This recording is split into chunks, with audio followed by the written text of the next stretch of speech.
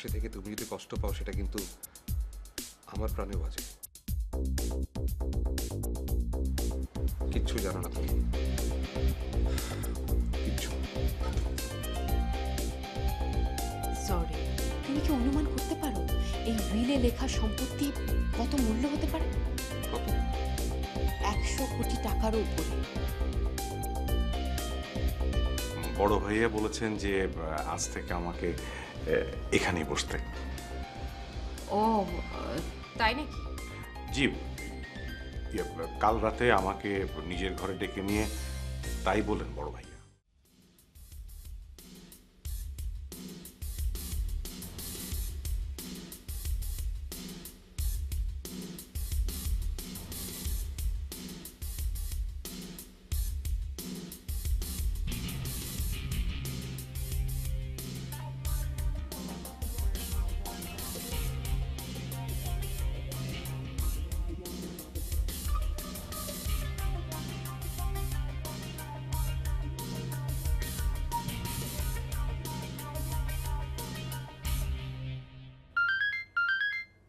হ্যাঁ দারু সাহেব।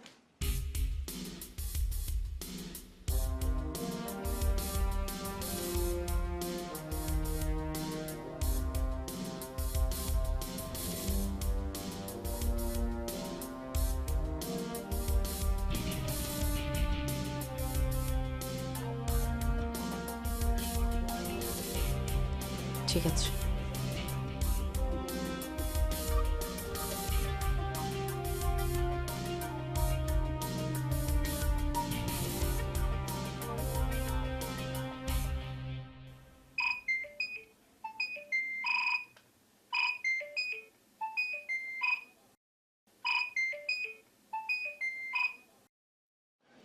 হ্যালো আপি, আমি একটু ব্যস্ত আছি, পরে কল করছি।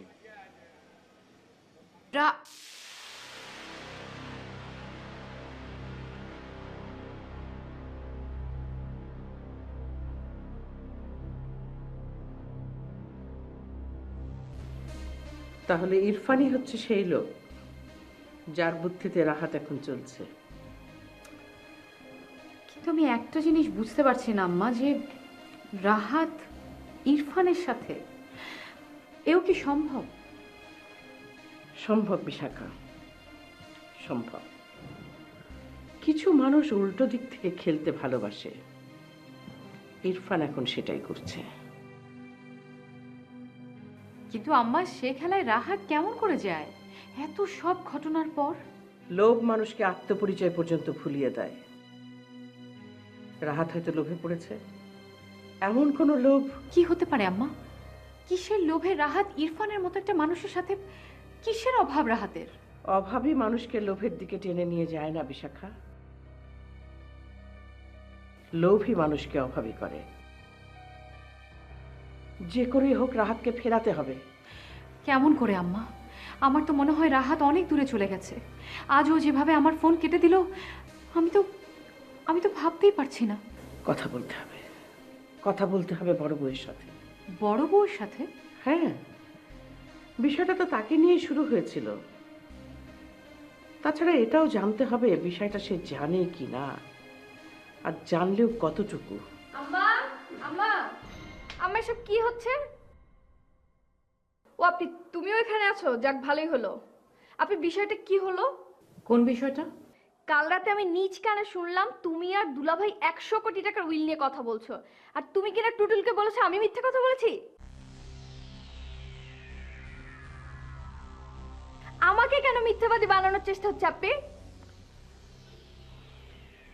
এক মিনিট তানিয়া, কি হয়েছে আমাকে বলো তো। আম্মা, কোন এক লোক যেন আপনার নামে 100 কোটি টাকার সম্পত্তি উইল করে দিয়েছে।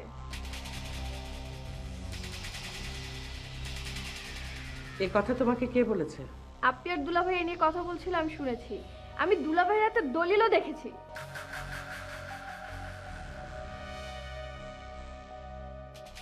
ঠিক আছে, বিষয়টা আমি দেখছি, তুমি যাও। কিন্তু আম্মা, আমাকে কেন?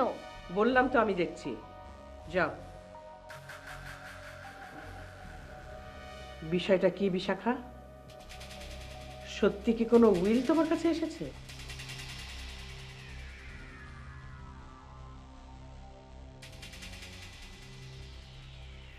জি আম্মা। কি লেখা আছে তাতে? একজন তার স্থাবর অস্থাবর সব সম্পত্তি আমার নামে উইল করে দিয়েছে। সে একজনটা কে? বুঝতে পারছি না আম্মা, এই নাম জীবনে কখনো কোথাও শুনিনি। কি নাম? রশিদ ইমতিয়াজ।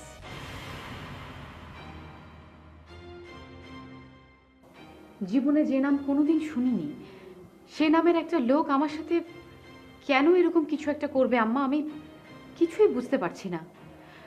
আম্মা, আম্মা, হুম? কি হয়েছে আম্মা? আপনি এমন হতভম্ব হয়ে গেলেন কেন? হত হ্যাঁ, আমি হতভম্ব হয়ে গেছি। কার এত বড় স্পর্ধা যে তোমার সাথে এরকম ফান করে? ফান? Obviously fun. যার নামটা পর্যন্ত তুমি শোনোনি সে কিনা তোমার। আচ্ছা বিশাখা, জি আম্মা। কাগজগুলো কোথায়? আমার ঘরেই আছে। যাও তো নিয়ে এসো, আমি একটু দেখতে চাই। জি আম্মা।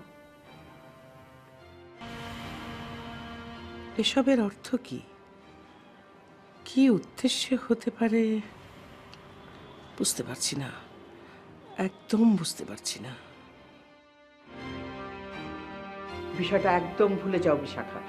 কেমন করে ভুলে যাব আম্মা? ওই যে আপনি বললেন ফান, একবারও কি জানবো না ফানটা আমার সঙ্গে কে করলো? না, এরকম একটা সামান্য বিষয় নিয়ে অস্থির হয়ে ওঠাটা তোমার স্বভাবের সাথে যায় না। তুমিও বলছো এটা সামান্য ব্যাপার? সামান্যই।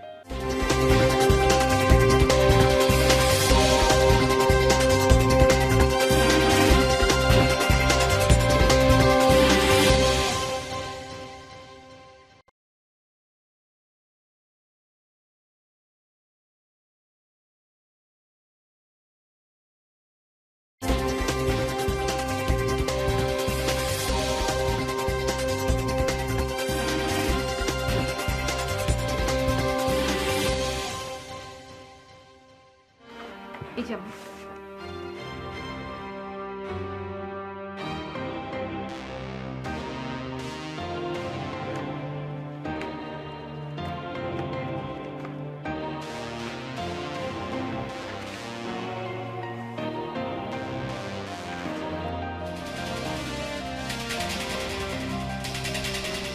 কিছু কি বুঝতে পারছেন আম্মা?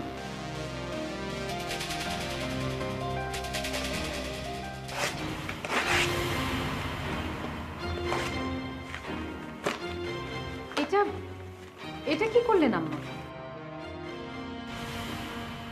অর্থহীন এসব কাগজ ঘরে রাখা ঠিক না।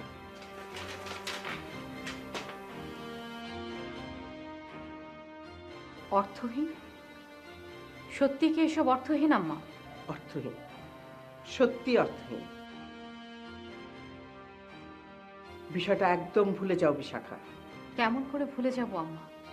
ওই যে আপনি বললেন ফান, একবারও কি জানবো না ফানটা আমার সঙ্গে কে করলো?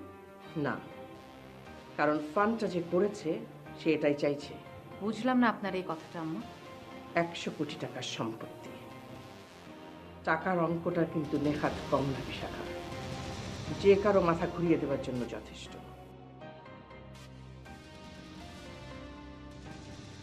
যদি বিষয়টা নিয়ে তুমি অস্থির হও, যদি ছুটতে শুরু করো বিষয়টার পিছনে, তাহলে কিন্তু এটাই প্রমাণ হবে টাকার অঙ্ক তোমারও মাথা ঘুরিয়ে দিয়েছে। পানটা যে করেছে সে হয়তো তোমাকে এভাবেই মাপতে চাইছে। বুঝতে পারছো আমার কথা? সবই বুঝলাম আম্মা, কিন্তু লোকটাকে তো আমার চিনে রাখা দরকার। সেজন্য তো আমি এখনো আছি। নাকি তোমার ধারণা হয়েছে আমার সন্তানদের রক্ষা করবার ক্ষমতা আমি আর রাখি না? না আম্মা না, আমি আমি সেরকম কিছু ভাবিনি। তাহলে বিষয়টা ভুলে যাও। মনে যদি রাখতে হয় আমি রাখবো।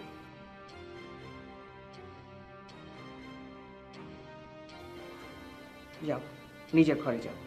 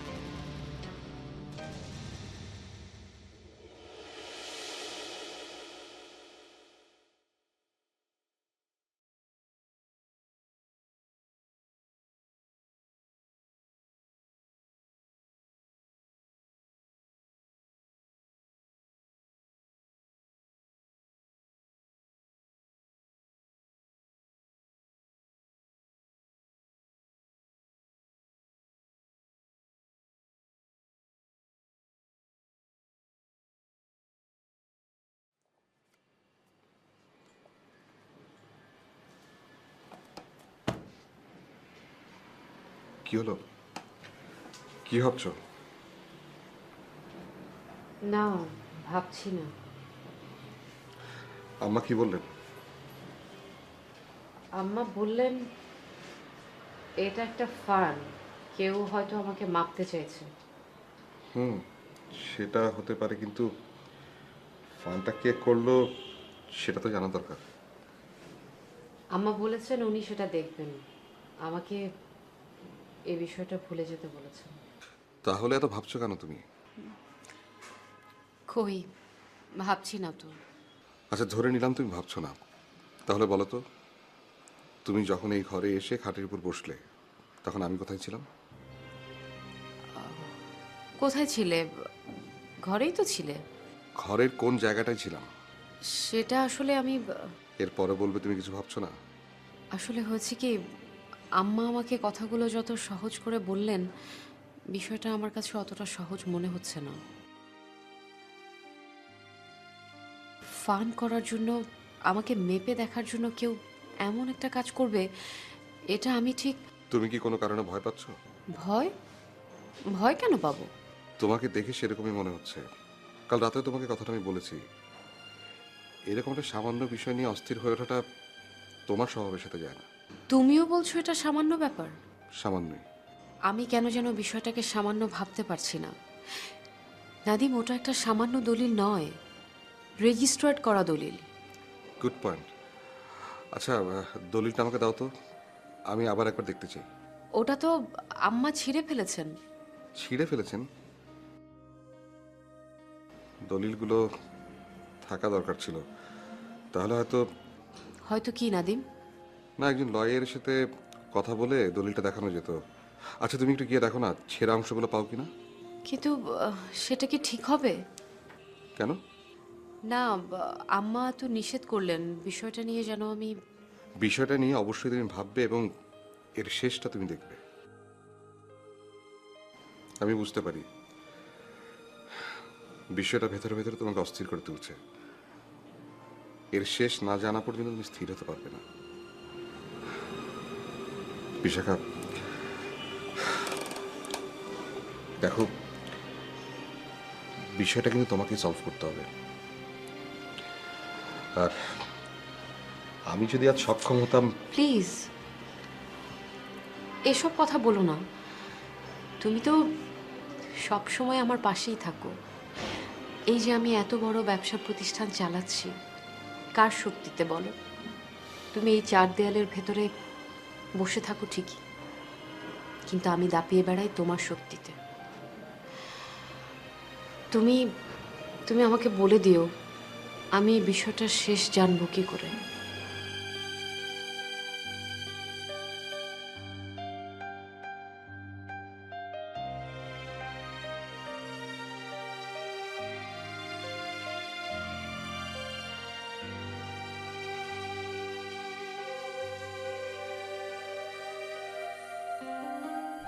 আম্মা, আমি ব্লু ওশান গ্রুপের এমডি বিশাখা মার্জিয়া।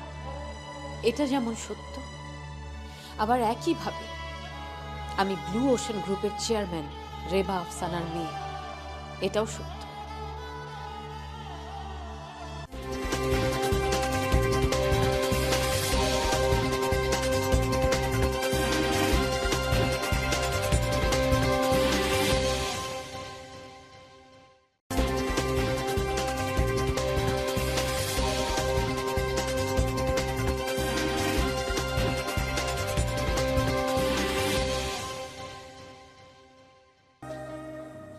না ভাবি, এত সব জটিলতা আমার একেবারেই পছন্দ না।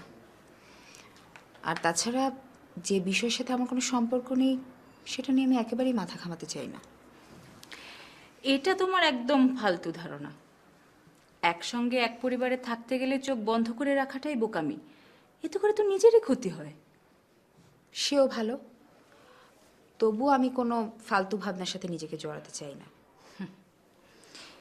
এখন তো বুঝবে না, বুঝবে পরে একদিন।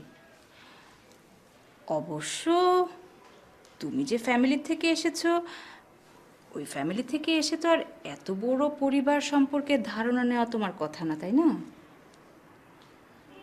এটা তুমি ঠিক বলেছো ভাবি। আমাদের পরিবার তো খুবই ছোট, আমরা মাত্র এক ভাই এক বোন। আর এই বাড়িতে তো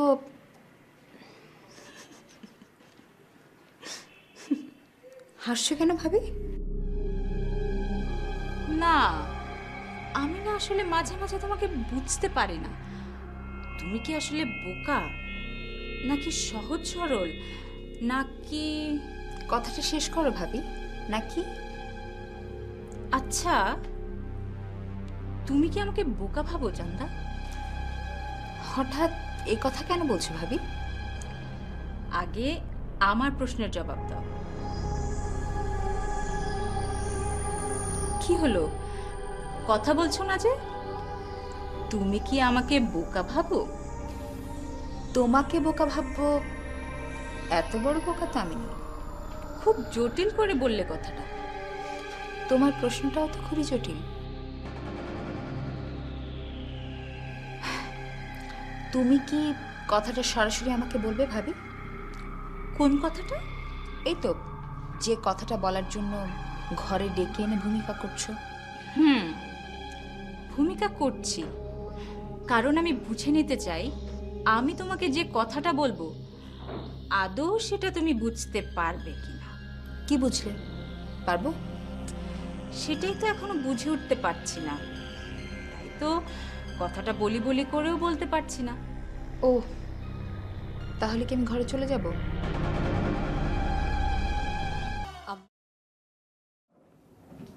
আম্মা, হ্যাঁ, আমার একটা কথা ছিল।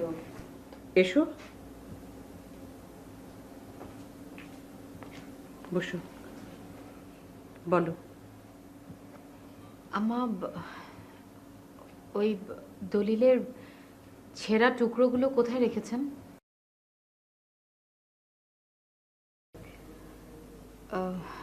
ছেঁড়া টুকরোগুলো একটু দরকার ছিল। এসবের মানে কি বিশাখা? আসলে আম্মা, বিষয়টা আমাকে খুবই ভাবাচ্ছে। আমি তোমাকে তো আমি বলেছি বিষয়টা আমি দেখছি। টেনশন করো না, আমি তোমাকে জানাবো। আর হ্যাঁ, ওই কাগজের টুকরোগুলো আমি ফেলে দিয়েছি। কাগজটা থাকলে খুব ভালো হতো আম্মা। কি রকম? আম্মা, আপনি নিশ্চয়ই খেয়াল করেছিলেন যে দলিলগুলো রেজিস্টার্ড ছিল। একজন লয়ারকে দেখালে উনি বলতে পারতেন যে বিষয়টা আসলে ফান কিনা।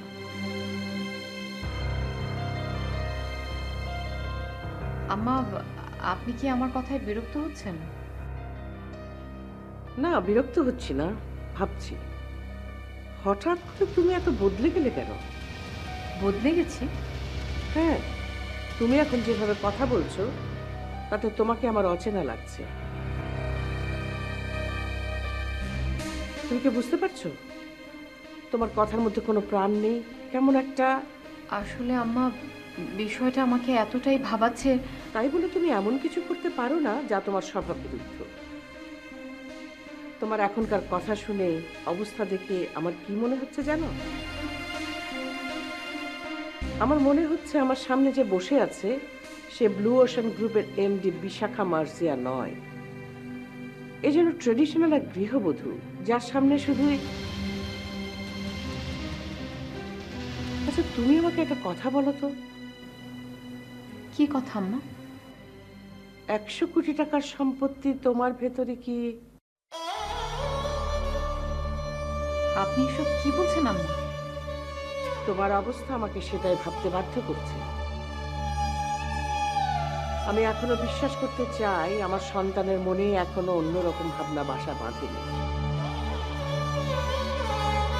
আমি জানি তুমি আমার কথায় কষ্ট পাচ্ছ, এই কষ্ট আমি তোমাকে ইচ্ছে করে দিচ্ছি। আশা করি তোমাকে আর বিশেষ কিছু বলার প্রয়োজন হবে না, যাও।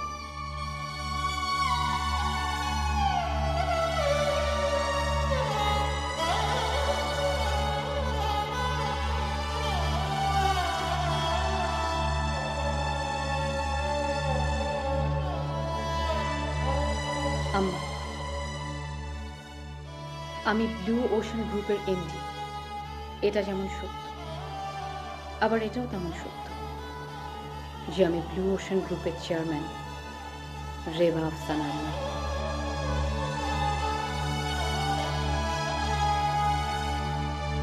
কি বোঝাতে চাইলে তুমি? আমি সারাটা জীবন আমার মায়ের মেয়ে হয়ে থাকতে চাই, একজন ট্র্যাডিশনাল মেয়ে।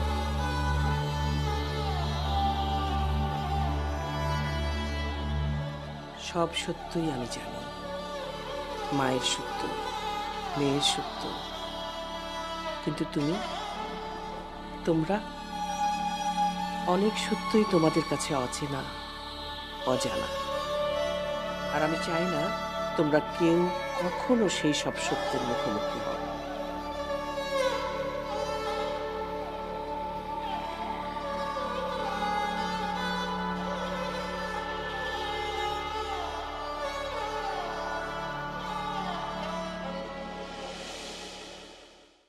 আম্মা, ভুল মানুষই করে,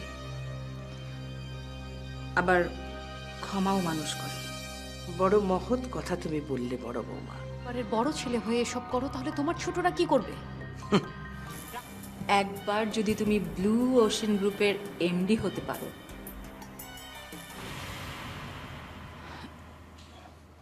আম্মা কিছু বলবেন? তোমাদের ভাবনাটা তাহলে এই পর্যন্ত এসে দাঁড়িয়েছে। কিন্তু তারপরও যদি রাহাত না বোঝে, ইরফান না বোঝে, তাহলে আমি এমন শিক্ষা দেব যাতে করে কেউ কোনোদিন